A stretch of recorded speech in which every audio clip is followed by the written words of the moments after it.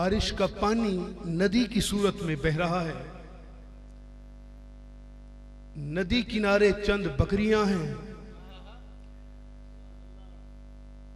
बकरियों के संग एक सोना मनमोहना सांवल ढोलन हुस्न सरापा, इतना सोना कि हुस्न भी हाथ जोड़कर खड़ी हो। एक मासूम मुकर्रम मोहशम बच्चा जिसके चेहरे से सूरज भी शर्मा रहा हो, इतना सोना एक पत्थर के ऊपर चढ़कर बैठा है। ऐसा लगता है कि सूरज उस बच्चे का तवाफ कर रहा है। इतनी रोशनी, इतनी चांदनी, पूरी वादी खुशबुओं से मुअत्तर, हर पत्थर सलाम, हर पत्थर सलात पढ़ रहा है। वादी से, नदी से बहता पानी रवानी के साथ दरूद सलाम पेश कर रहा है। बकरियां सर खम करके मुस्तफा को तके जा रही हैं। इसी असना में हिंदुस्तान का एक ताजिर वहां से ऊंटों की कतार लेकर गुजरता है। वो दाएं बाएं देखता है कि जहां आबादी तो नहीं है, मगर खुशबू के हुल्ले कहां से आते हैं। वो हैरान होता है, किसी दरख्त से खुशबू आ रही है, आया पानी से खुशबू आ रही है। वो इस खुशबू की तलाश में आता है तो दम बखुद हो जाता है। वो खड़ा रह जाता है, मुहार उसके हाथ से निकल जाती है।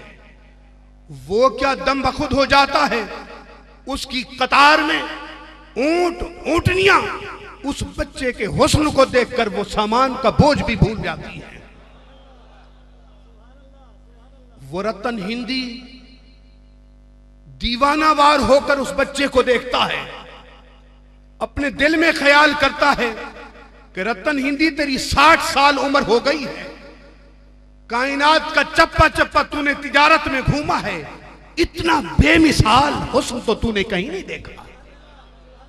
इतना सोना मनमोहना, इतना खूबसूरत बच्चा तो तूने कहीं नहीं देखा।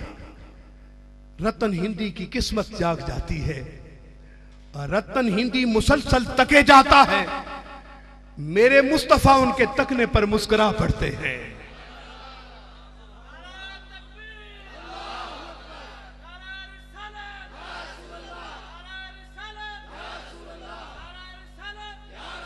खुदा की इज्जत की कसम, मेरे मुस्तफा का मुस्कुराना था। दरख्त खुशियों से झूल उठे, नदी का पानी रक्स गुना हो गया, पत्थर दरूदो सलाम पेश करने लगे, बकरियां उछल उछल कर कूदने लगी। रतन हिंदी की आंखें पथरा गईं। कुछ सवाल करने से पहले मेरे मुस्तफा बोल उठे। वो मनमोहन बोल उठे, वो महताब बोल उठे। मैं तो हैरान हूं, मैं तशबीह किस बात से दूं, किस बात से तशबीह दूं। सोने चांद तो तेरा खिलौना है, तेरे कदमों पर पलता है। सूरज तेरे सामने मांद पड़ जाता है, मैं तशबीह किस बात से दूं। मेरे मुस्तफा मुतवज्जे होते हैं। तवज्जो है आपकी? मेरे मुस्तफा ने उन्हें कहा कि तू मुझे उठाकर नदी के उस पार कर दे। रतन हिंदी समझ गया कि मुस्तफा क्या फरमा रहे हैं। उसने कहा, सोनिया मैं तो अपनी तिजारत भूल गया हूं, मैं तो ऊंट भूल गया हूं, मैं क्यों आया था ये भी मुझे पता नहीं, लगता है मैं यहां रह जाऊंगा। उसने देर भी नहीं की, लपक कर उस मासूम सोने मनमोहने बच्चे को कंधे पर उठा लिया। नदी पार करके मेरे ढोलन को, मेरे साजन को उतारा। उतारने की देर थी, वो तो पैदाइशी लजपाल था। क्या पैदाइशी लजपाल था। उस मासूम सोने मनमोहन ने हाथ दुआ के लिए उठा लिए। दुआ की रे मेरे मौला, ये जो हिंदुस्तानी ताजर है इसको 100 साल उम्र अता कर दे। दुआ खत्म की, फिर जज्बात में आ गए, मेरे मुस्तफा की रहमत जोश में आ जाती है, फिर दूसरी बार हाथ उठा लेते हैं, अय अल्लाह इसको 100 साल और अता कर दे। ये दुआ खत्म हुई, फिर तीसरी बार आपने दुआ के लिए हाथ उठा लिए, मेरे मौला इसको 100 साल और अता कर दे।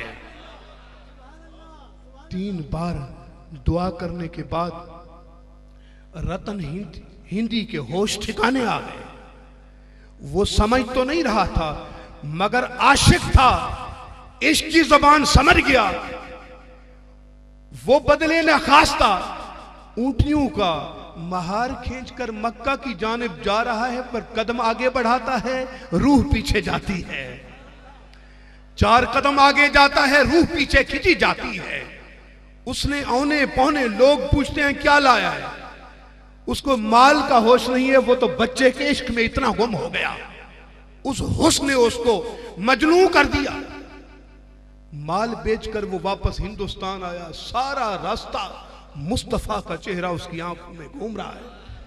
ये कौन है, ये कैसे मक्का की वादी में मुझे मिला, ये क्या क्या माजरा है।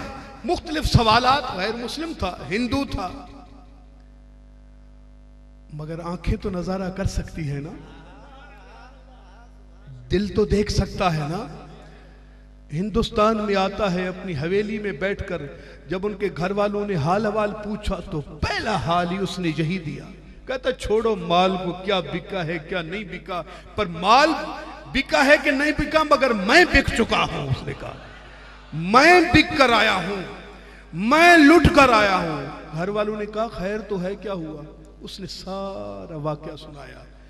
फिर शबो रोज थे और रतन हिंदी था, शबो रोज थे, रतन हिंदी था। वक्त गुजरता चला गया, एक वक्त आया, रतन हिंदी अपनी हवेली में बैठा है रात को, उसने देखा, शोर मच गया कि देखो चांद 2 टुकड़े हो गया, चांद 2 टुकड़े हो गया।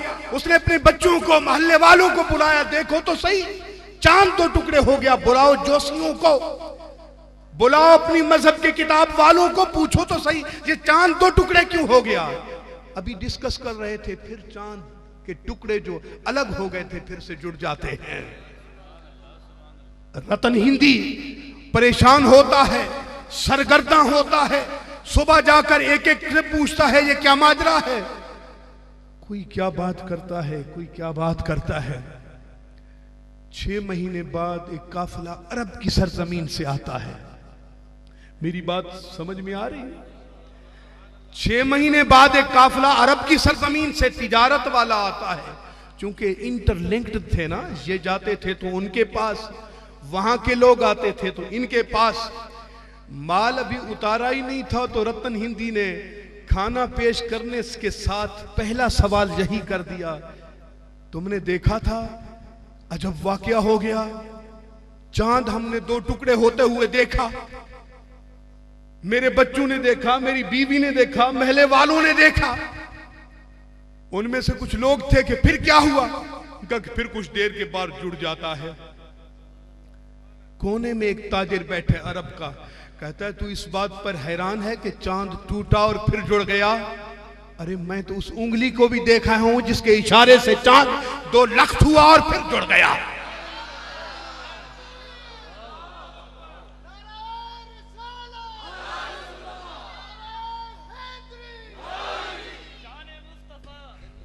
अरे तू हैरान होता है कि चांद 2 लख्त हो गया, मैं तो सरापा को देख कर आया हूं जिसके इशारे से चांद 2 लख्त हुआ और जिसके इशारे से फिर जुड़ जाता है। रतन हिंदी पर जैसे बिजली गिर जाती है।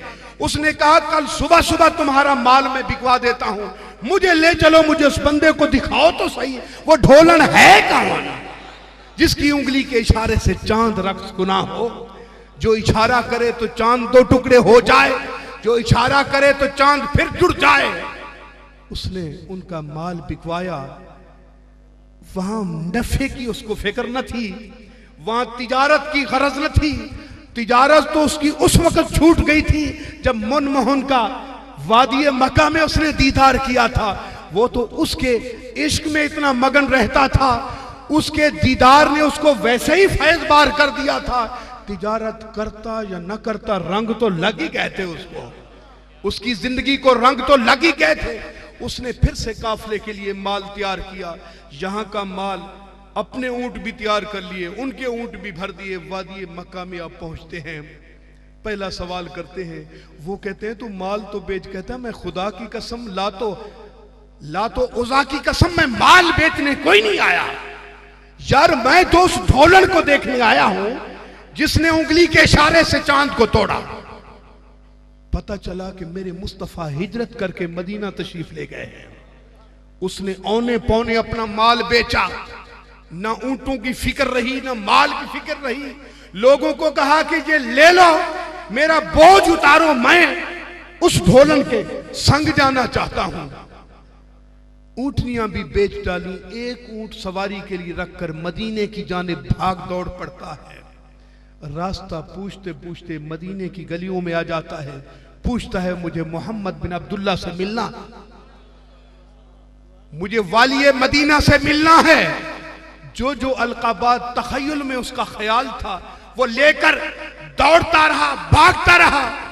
किसी ने कहा हमारा ढोलन वो मस्जिद नबवी में जिसका चेहरा देखकर इंसान की भूख खत्म हो जाती है, जिसका बद्दुहा चेहरा तक कर प्यास खत्म हो जाती है, जिसकी वल्लाइल जुल्फें अगर कांधों पर हिलने लगे तो बीमार उठ पड़ते हैं, मुर्दों को जिंदगी मिल जाती है। वो अंदर चला जाता है। मेरे आका सहाबा के झुरमुट में जलवा अफरोज हैं। क्या माहौल होगा जब मुस्तफा के गिर्द परवाने होंगे, मेरे आका दरमियान में जलवा अफरोज होंगे। ये जाकर सतून के साथ टेक लगाकर खड़ा हो जाता है।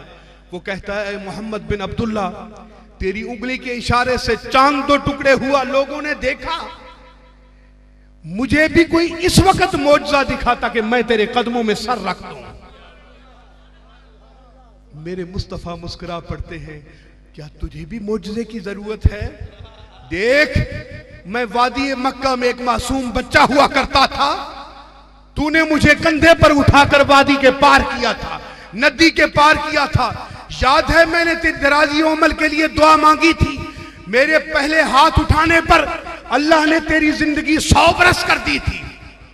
फिर आपने फरमाया कि मैंने दूसरी बार हाथ उठाए तो तेरी जिंदगी 200 बरस हो चुकी थी। फिर आका ने फरमाया कि ये मौजज़ा कम है कि मेरी दुआ पर अल्लाह ने तुझे 300 बरस उम्र अता कर दी। मेरी उम्मत में सबसे बड़ी उम्र हिंदुस्तान के रतन हिंदी तेरी होगी। जब ये बात की तो रतन हिंदी बेखुदी के आलम में गिर पड़ता है, मुस्तफ़ा के कदमों को बोसे देता है, चूमता है, कलमा पढ़ लेता है, मुस्तफ़ा की संगत अख्तियार कर लेता है, मुस्तफ़ा की गुलामी में आ जाता है। दोस्तान गिरामी, शेखुल इस्लाम प्रोफेसर डॉक्टर मोहम्मद ताहिरुल कादरी फरमाते हैं कि मैं स्पेशल बाबा रतन हिंदी के दरबार पर गया। मैं देखने के लिए गया, खुदा की इज्जत की कसम आज भी पता चलता है कि जैसे ताजा ताजा मुस्तफा का दीदार करके कोई आकर लेटा हो। कहना चाहता हूं